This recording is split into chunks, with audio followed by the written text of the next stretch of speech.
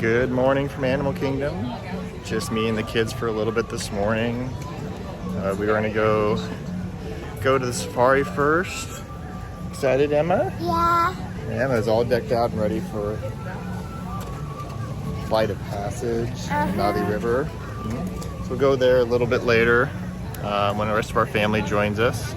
Right now the kids and I are gonna enjoy just a nice morning before it gets too hot, although it's already pretty steamy. But I invite you to join us today. Probably gonna hop over to Magic Kingdom later, but just do some of the big stuff here in Animal Kingdom first since they open early. Okapi's gonna be that animal with the stripes on its leg. Now, because of those stripes, people do often think that they're related to zebras, but in fact, the Okapi's closest living relative is the giraffe. We know that because of the shape of its skull. Black rhino. It's still a large, massive animal, though. It can get to be about 3,000 pounds. That group of hippos there is called a bloat of hippos. That's what we call a group of hippos altogether. Also on that island is the pink-backed pelican, named because during mating season their backs will turn a shade of pink, just like how humans blush. Oh, they're behind the tree. Yeah. You're gonna make sure that we are all completely seated as we cross the bridge. They are very real crocodiles. It does sort of look like it was planted upside down with those roots up in the air. Also coming up on some zebras there on the left. You'll see the large horns on its head. Those horns are actually made up of a honeycomb-like structure, so they're not as heavy as they look, and they have blood vessels running through them, so they actually help that Nkoli cattle cool off on hot days like today. Are they beautiful? And of course, we have some giraffes here on the left, so I will pause briefly so you can enjoy those giraffes there. On your right, that eland there, as well as the wildebeest all together. Wildebeest migrate once a year in massive herds, up to 1.5 million wildebeest here on the left. If you look right there at that corner of the island, you might spot some very small birds. They're very gray and fuzzy. Those are actually baby flamingos. When baby flamingos hatch, they look just like that, all gray and fuzzy. The shrimp they eat has a beta carotene in it. The more of it they eat, they turn that pink color that we all know them for. Closer and then pause just a few moments so you can enjoy that white rhino there. So I'm gonna go real slow here so you can hopefully spot that lion even better. That is the male lion that you're seeing up and about right now. And then up top on those rocks, those two sleeping lions are the female lionesses here. I'm gonna keep moving here slow, so you can enjoy that lion for a couple more seconds.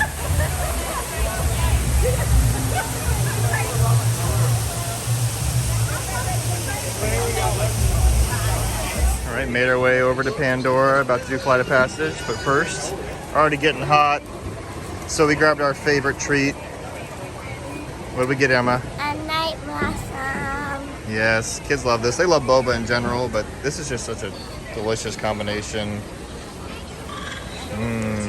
So I think it's passion fruit boba. It's mango and passion. Yeah. What do you think, Henry? Yep, Henry loves it too. Good stuff. Cool. We love this little gift shop by the exit from Flight of Passage. Definitely one of Henry's favorites. Show me the big drum now. Show me the big drum.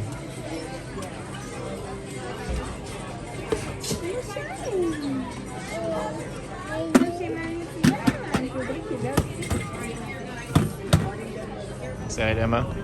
Is this your favorite ride? Mm-hmm. Yep, she loves Flight of Passage. It's awesome. Yep, and she gets to do it twice because of rider swap. Lucky girl. Oh yeah. The Flight of Passage dance.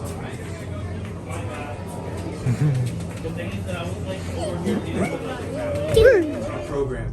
Soon, you're gonna have a chance to undertake an amazing Navi rite of passage, flying on the back of this powerful animal called an Ikron, or as we call it, a banshee. The way you're gonna do this is by being matched to something called an avatar.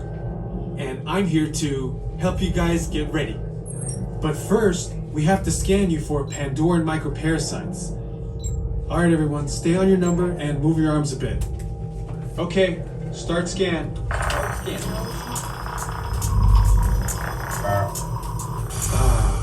You've all got them.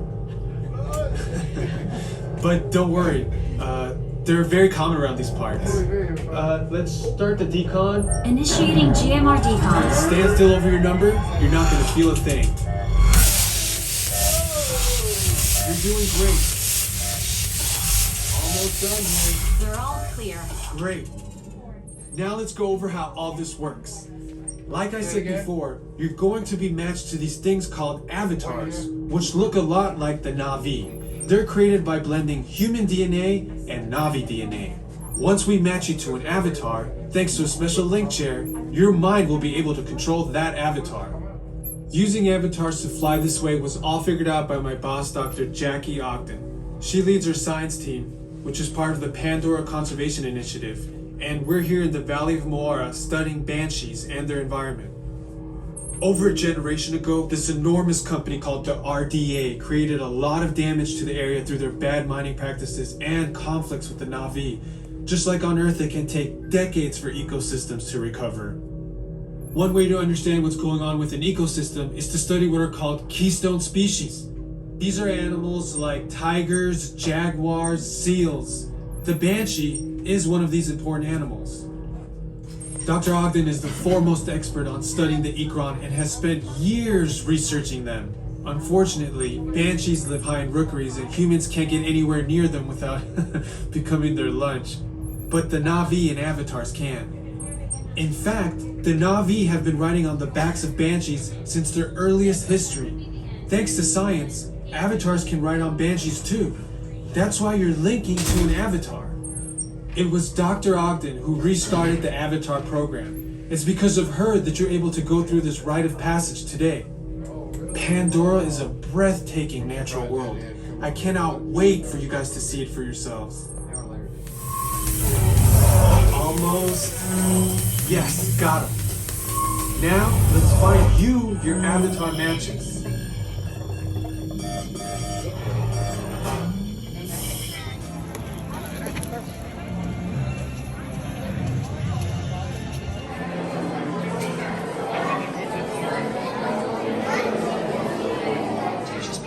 It stands to reason that I can bring back a live dinosaur with you.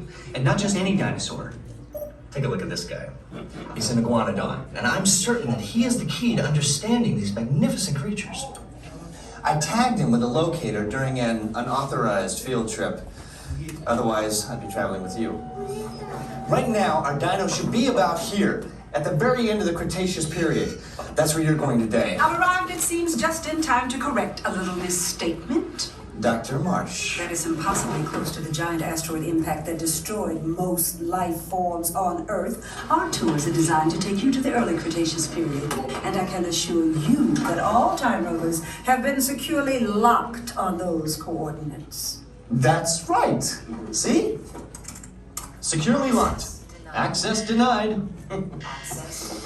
Continue. Of course.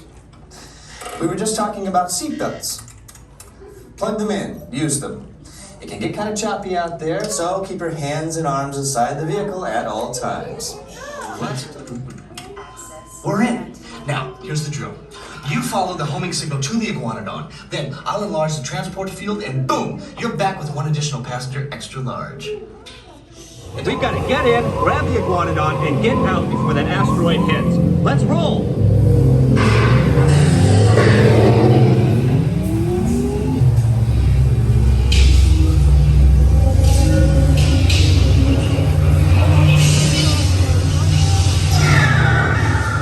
Okay, now let's go get that dino. Computer, what are you tracking? Styracosaurus. Not our dino.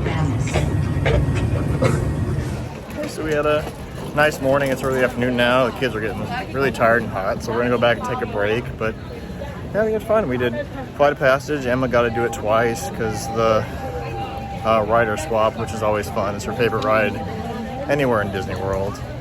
Then Henry went and did Navi River with the rest of my family, so that worked out well. And we did Dinosaur and we did the safari, so all in a fun time. And we're gonna take a break and plan on going over to Magic Kingdom later.